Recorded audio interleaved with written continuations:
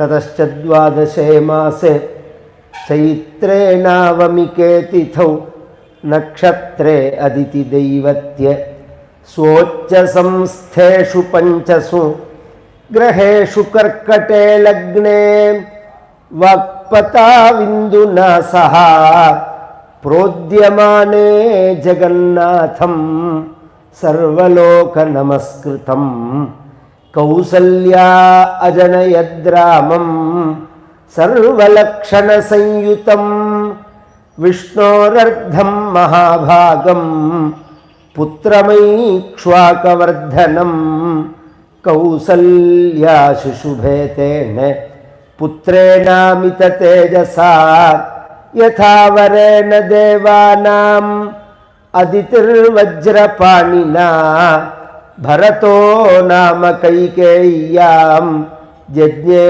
सत्यपराक्रमः साक्षाद्विष्णोश्चतुर्भागः सर्वैः समुदितो गुणैः अथ लक्ष्मणशत्रुघ्नौ सुमित्राजनयत्सुतौ वीरौ सर्वास्त्रकुशलौ विष्णोरर्धसमन्वितौ पुष्ये जातस्तु भरते मीनलग्ने प्रसन्नधीः शार्पे जातस्तु सौमित्रिः कुलीरेऽभ्युदिते रवौ राज्ञः पुत्रा महात्मानः चत्वारो मित तेजसः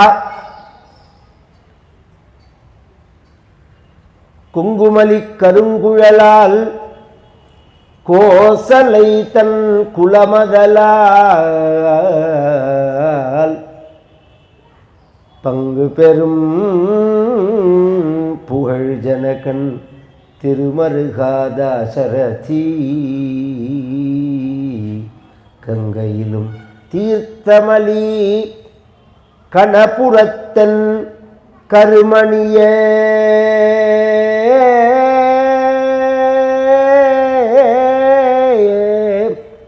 எங்கள் குலத்தின் அமுதே ராகவனே தலேலோ உச்சஸ்தே கிரக பஞ்சகே சுரகுரௌ சேந்தௌ நவம்யாம் திதௌ லக்னே கர்க்கடகே புனர்வசுயுதே மேஷங்கதே பூஷணீ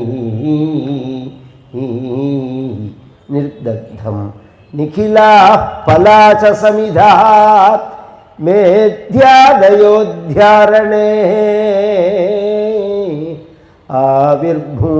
ஆவிர்பூதம் அபூதபூர்வமபரம் யத்கிஞ்சிதேகம் மஹா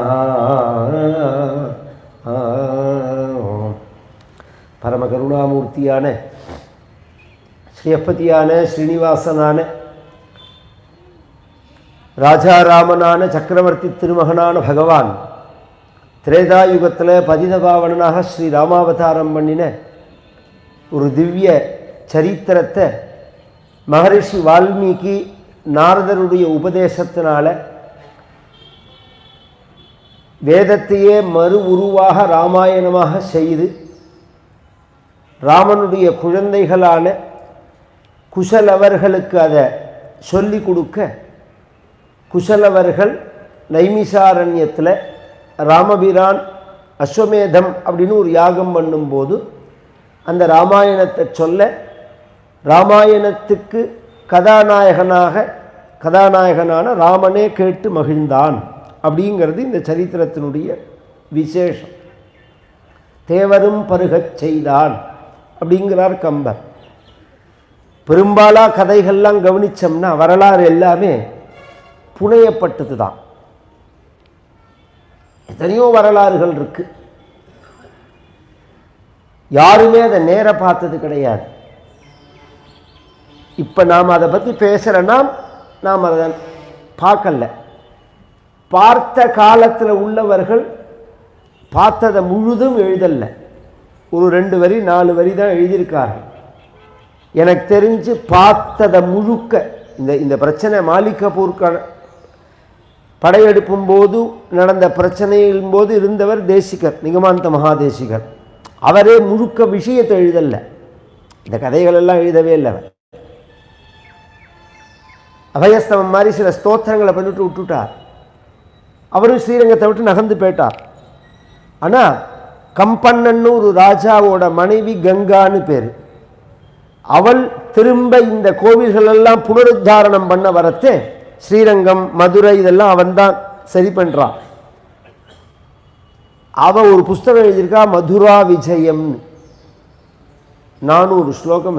இந்த கதைகள்லாம் நேர பார்த்ததை அதை சரி பண்ணி வரத்தை என்னென்ன நடந்தது அப்படிங்கிறத 43 வருஷம் கழித்து ரங்கநாதருடைய திருமேனியை மூடி வச்சுட்டு போயிருந்தா பதில கல்லெல்லாம் வச்சு மண்ணெல்லாம் வச்சு பூசிட்டு அதை திறந்தா உள்ள விளக்கு எரிஞ்சுட்டே இருக்கு. அப்படி 43 வருஷம் கழித்து விளக்கு எரிஞ்சுட்டே இருக்கு. அது மாதிரி மீனாட்சி கோவிலில் போட்ட புஷ்பம் அப்படியே இருந்தது. 43 வருஷம் முன்னாடி போட்டுட்டு போன புஷ்பம் வாடாமல் இருந்தது, அங்கேயும் விளக்கு எரிஞ்சிருந்ததுன்னு இவ எழுதுறாரு. இது மாதிரி 1-2 தான் நேர பார்த்து எழுதப்பட்டது. மற்றவைகள்லாம் புனையப்பட்டவைகள் தான். 10% உண்மை இருக்கும், 90% கற்பனைகள் இருக்கும். ஒருத்தர் காலத்துக்கு பிறகு ஒருத்தருடைய கதையை எழுதும்போது அது சரியா தவறான்னு அவர் தான் சொல்ல முடியும். இப்போ காந்தியோட சரித்திரம் அப்துல் கலாமை பற்றி ஒருத்தர் எழுதுறாருன்னா அவர் வாழ்க்கையில் அது நடந்துதான் இல்லையான்னு யார் சொல்கிறது? அப்துல் கலாம் தான் சொல்லியாங்க. அவரோ போயிட்டா அப்புறம் சொல்கிறவன் சொல்கிறது தான் நமக்கு. அது மாதிரி தான் பெரும்பாலாக உலகத்தில் உள்ள வரலாறு எல்லாமே. அப்படி இல்லாத இந்த வரலாறு யாரை பற்றி எழுதப்பட்டதோ அவரே அதை படித்து கரெக்டுன்னு சொன்ன ஒரு கதை உண்டுன்னா அது ராமாயணம் தான். ராமாயணம் ராமனை பற்றி எழுதப்பட்டது. அது ராமன்ட்டையே சொல்லப்படுகிறது. ராமர் காலத்திலேயே அதை சொல்றார். ராமரே அதை கேட்கிறார். எங்கேயாவது ஒரு இடத்துல அந்த கதையை மாற்றி எழுதியிருந்தாலோ அல்லது தப்பா எழுதியிருந்தாலோ வால்மீகே இந்த இடம் இப்படி இல்லை இப்படி மாற்றி அப்படின்னு தானே சொல்லியிருக்கணும். அப்படி சொல்லல ராமர். மமாபி தத் பூதிகரம் அப்படிங்கிறார். இது அப்படியே இருக்கு அப்படிங்கிறது மட்டும் இல்லை, எனக்கே இது கேட்கறதே சந்தோஷத்தை கொடுக்கும். யாருக்குமே பழைய கதைகளை கேட்கறதே பழைய நினைவுகள் சந்தோஷத்தை கொடுக்கும். இது இயற்கை உலகத்தில் க்ஷேமத்தை கொடுக்காது, சந்தோஷத்தை எல்லாருக்குமே கொடுக்கும். க்ஷேமத்தை கொடுக்குமான்னு கேட்டால் சந்தேகம். ராமர் சொல்றார் எனக்கு இது க்ஷேமத்தை கொடுக்குற மாதிரி இருக்கு அப்படிங்கிறார். அதுலேருந்தே இதனுடைய ஒரு மகிமை தபஸ் தெரிஞ்சுக்கலாம். அதனால தான் மகான்கள்லாம் பெரிய பெரிய பெரிய விஷயங்களுக்கெல்லாம் சாதாரணமாக ராமாயண பாராயணத்தை எடுத்து சொல்லிட்டு போகிறாள் பரிகாரமாக. இந்த பிராயஷ்சித்தங்கள் எழுதினவாள்லாம் ராமாயணத்தை இந்த இந்த பிரபஞ்சசாரம் மந்திர சாஸ்திரங்களை எழுதினவா, ஸ்மிருதிகளை எழுதின மகரிஷிகள் அவர்கள்லாம் சொல்லும்போது சகஜமாக சொல்லிட்டு போகிறார்கள். மானசம் வாச்சிகம் பாபம் கர்மணா சமுபார்ஜிதம் ஸ்ரீராம ஸ்மரணேனைவ வியபோகதி நசம்சயா. ஸ்ரீராம ராம ராம ராமா அப்படின்னு இந்த ராமா அப்படிங்கிற சப்தம் பெயர் ராமர் காலத்துக்கு முன்னாடியிலேருந்து இருக்குங்கிறது பரசுராமர் பெயர்லேருந்து தெரியறது. அவருக்கு ராமர்னு தான் பெயர். பரசுவை கையில் வச்சிருந்ததுனால பரசுராமர். ஆனால் இவர்கள் குறிப்பிடுறது இந்த ராமனை தான், நம்ம ராமரை தான் குறிப்பிடுறாவா. மகர்ஷிகள்லாம் குறிப்பிடுறது இந்த ராமரோட பெயரை தான் குறிப்பிடுறா. ராமாங்கிறதே பரமாத்மாவோட பெயர் தான் பின்னாடி நான் நாமகரணம் வரத்தே சொல்லுவேன். இது மாதிரி பல உதாரணங்கள் சொல்ல முடியல. இந்த விஷ்ணு சஹஸ்ரநாமம் வியாக்கியானம் பண்ணின பட்டரபிரான் 10 நாமாவா எடுத்து வியாக்கியானம் பண்ணும்போது பரந்தி பரமஸ்பஷ்டுஷ்ட புட்ட சுபேக்ஷணா ராமோ விராமோ விரதோ மார்கோ நேயோ நயோ நயா அப்படிங்கிற இடம் ராமனை பற்றின நாமா. அது அந்த இடம் ராமரை பற்றி சொல்கிற இடம்.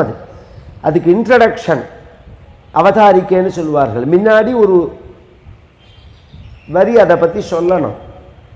பட்டர்பிரான் சொல்றார், அதமிருத சஞ்சீவனம் ஸ்ரீ ராமச்சரிதம் பிரஸ்தூயத்தே. மரித்தவனையும் புழக்க பண்ணக்கூடிய ராமனுடைய சரித்திரமானது மேலே சொல்லப்படுகிறது அப்படிங்கிறார்.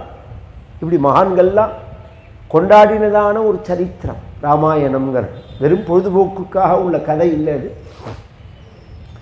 நம்ம மனசில் இருக்கக்கூடிய வாசனா ரூபத்தில் இருக்கக்கூடிய அழுக்குகள் பாவங்கள் எல்லாம் சுத்தப்படுத்தி இம்மையே என்று 2 எழுத்தினாலே அப்படின்னு பின்னாடி சொல்ல போறார். கம்பர் சொல்லும் போது எல்லா பாவங்களையும் போக்கும் அது ராமா அப்படிங்கிற சப்தம் அப்படின்னு. அப்பேற்பட்ட சரித்திரம் அயோத்தியை வர்ணிச்சு, சூரிய வம்சத்தை வர்ணிச்சு, அயோத்தி வாழ் மக்களுடைய வாழ்க்கை தரத்தை வர்ணிக்கிறார். சூரிய வம்சத்து ராஜாக்கள்லாம் பரம பவித்திரமானவர்கள். அவர்களுடைய ஒரு வாழ்க்கை எப்பேற்பட்டது அப்படின்னால் ஆஜன்ம சுத்தானாம் அப்படிங்கிறான் காளிதாசன் சொல்லும்போது. சோகமாஜன்ம சுத்தானாம் ஆபலோதய கர்மனாம் ஆசமுத்ரக்ஷிதீஷானாம் ஆனாகரதவர்த்மனாம் சோகம் ஆஜன்ம சுத்தானாம்.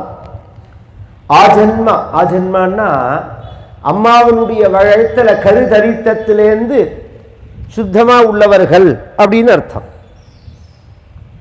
யாருமே பிறந்து கொஞ்ச நாள் புண்ணியம் பாபம் எல்லாம் கலந்து செஞ்சு பின்னாடி ஈஸ்வர அனுகிரகத்தினால சுத்தாத்மாக்களாகி மகான்கள் ஆவார்கள் உலகத்தில் பார்த்துருக்கான் நாம. அப்படி இல்லாதபடிக்கு பிறந்தத்திலேருந்து குற்றம் இல்லாமல் இருக்கணும் வாழ்க்கையில். ஒரு சின்ன மிஸ்டேக்கு கூட வாழ்க்கையில் இருக்கக்கூடாது.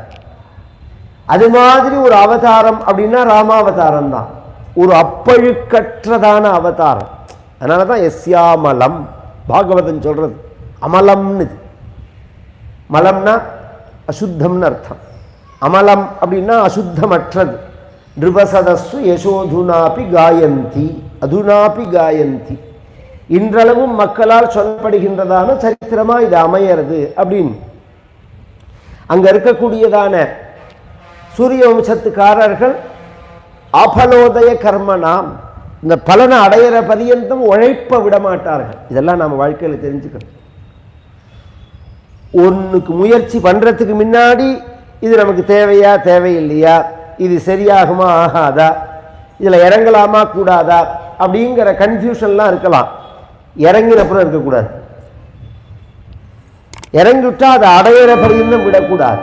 ஆபலோதய கர்மனா சைசவே அபியஸ்த வித்யானா யௌவனே விஷயீஷினாம். அந்த வாழ்க்கையை நாளா பிரிச்சுருவார்கள்.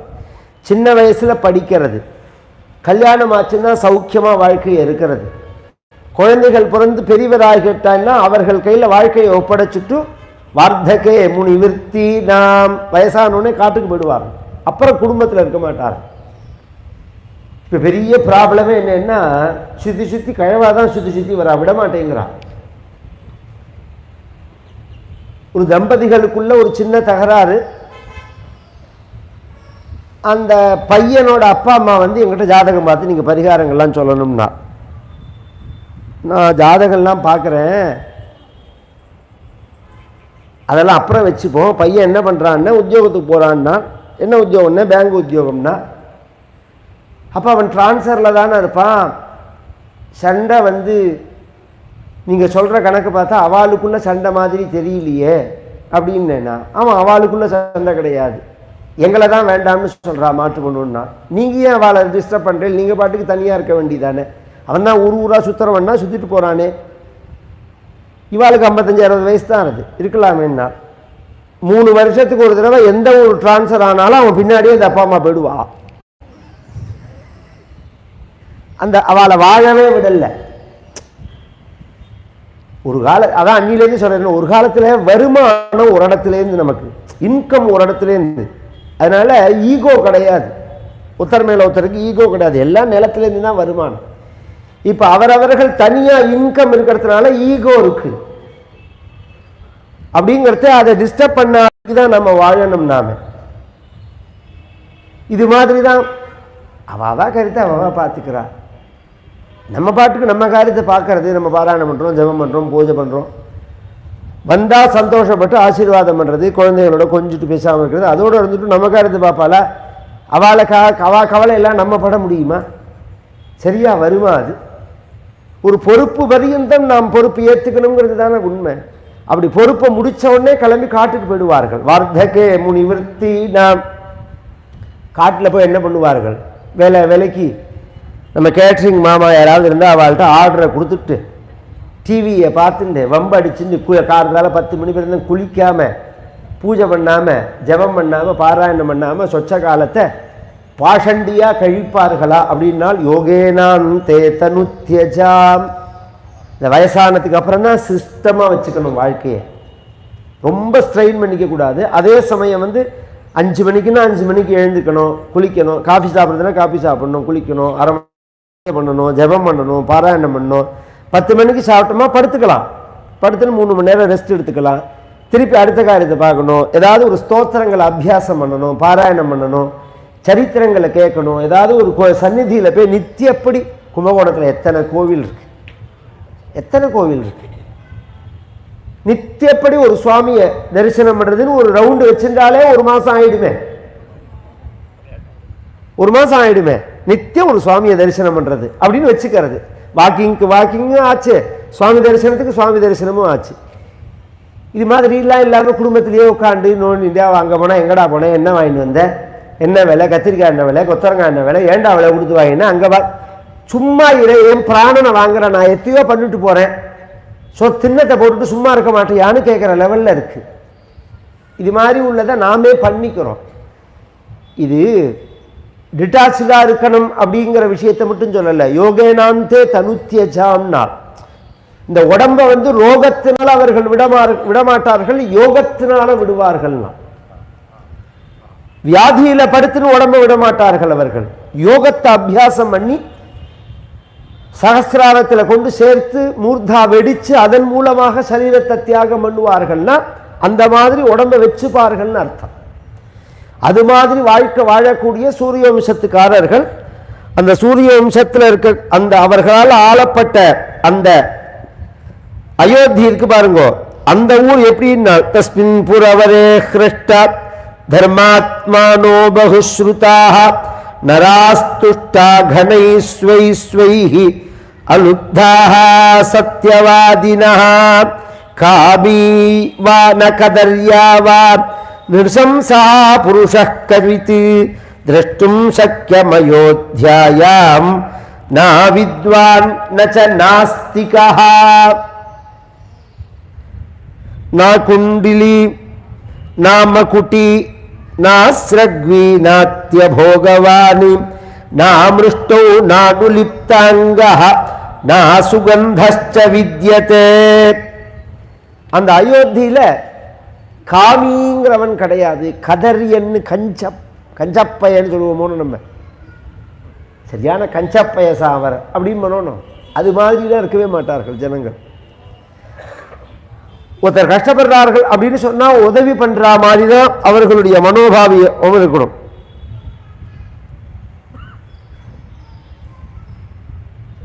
எல்லாருமே அவரவர்கள் குடும்பத்தோடு வசிக்கக்கூடியவர்கள் தான்.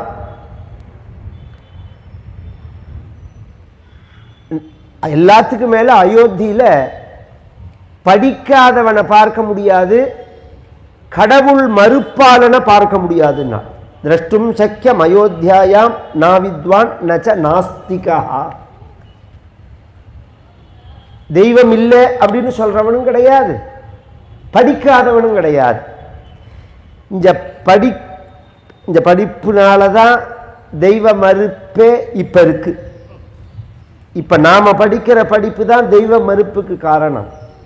ஏன்னா இது கண்ணுக்கு தெரியறத நம்புன்னு சொல்றது.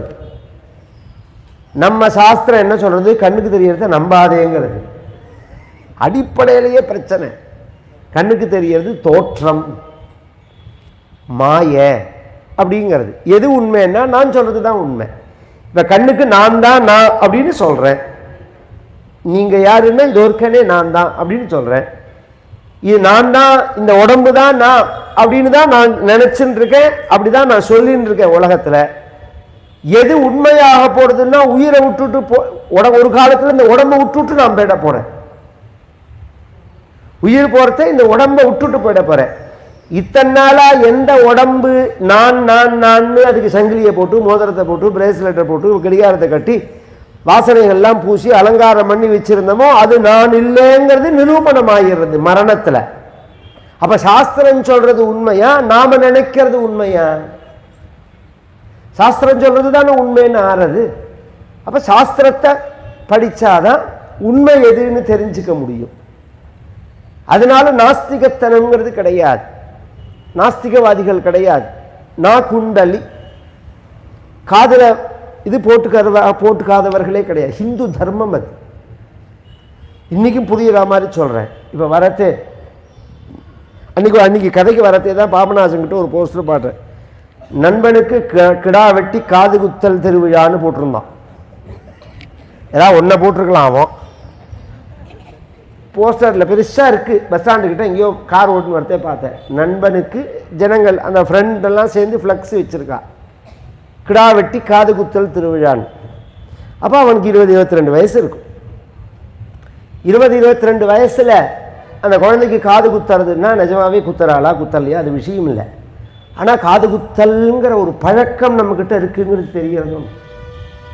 நம்ம ஹிந்து மதத்தில் இப்போ நான் தான் ஏதோ ஐயர் தான் காதில் தோடு போட்டுக்கணுங்கிறது இல்லை, எல்லாருமே போட்டுக்கணும் அப்படிங்கிறது தெரியறதும்.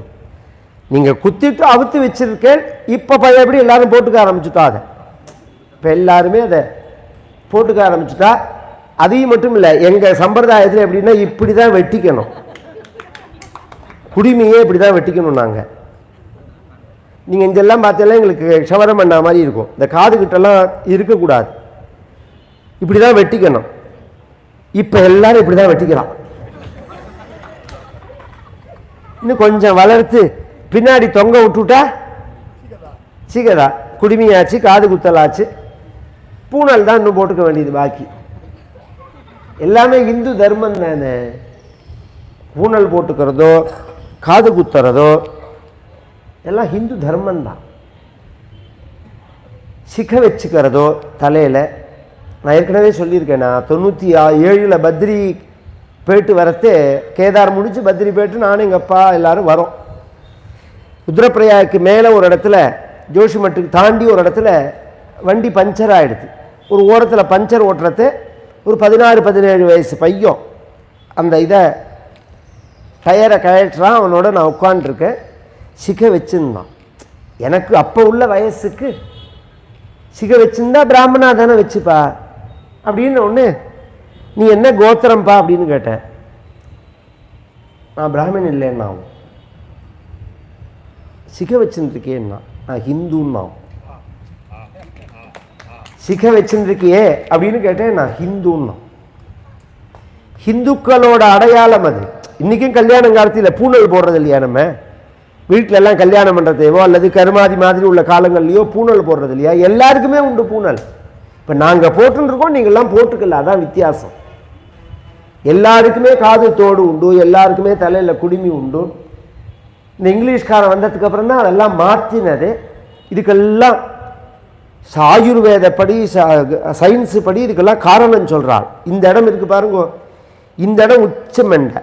இந்த இடம்தான் முக்கியமாக பாதுகாக்க வேண்டிய பகுதி. இது நம்ம உடம்புல ரொம்ப ஜாக்கிரதையாக கவனிச்சுக்கிறது இந்த இடம். நேர் மண்டை இல்லை, பின் மண்டை. அதில் அடிபடவே கூடாது, எக்காரணம் கூட அதில் அடிபடவே கூடாது. ஏன்னா ப்ரோக்ராம் முழுக்க அங்கே தான் இருக்குது. ஒரு சின்ன ஜலத்தை எடுத்து நீங்கள் வாயில் விட்டால் கூட உடனே நாக்கு இதை மெசேஜ் அனுப்பும். அது ஒன்றே அது என்னன்னு மேட்ச் பண்ணி பார்த்துட்டு அந்த ஜலத்தை டைஜஷன் பண்ணக்கூடியதை சுரக்கும். இத்தனை விஷயம் அதில் நடக்கிறது. நம்ம பெரியோர்கள்லாம் அதை காமிக்கிறதுக்காகவே கிராமத்தில் நம்ம வீட்டில் வேலை செய்யக்கூடிய ஒருத்தரை கூப்பிட்டு, அண்ணன் இந்த பொட்டியை எடுங்க அப்படின்னு நாம் சொன்னோம்னா, ஒருங்க ஐயா ஒரு நிமிஷம் சொல்லிட்டு ஒரு பட்டுன்னு துண்டு எடுத்து முண்டாசை கட்டின்னுருவா. முண்டாசை கட்டின்னு தான் மேலே ஏறுவா. என்ன கணக்கு அது? கீழே விழுந்தால் தலையில் அடிபடக்கூடாதுங்கிறதுக்காக.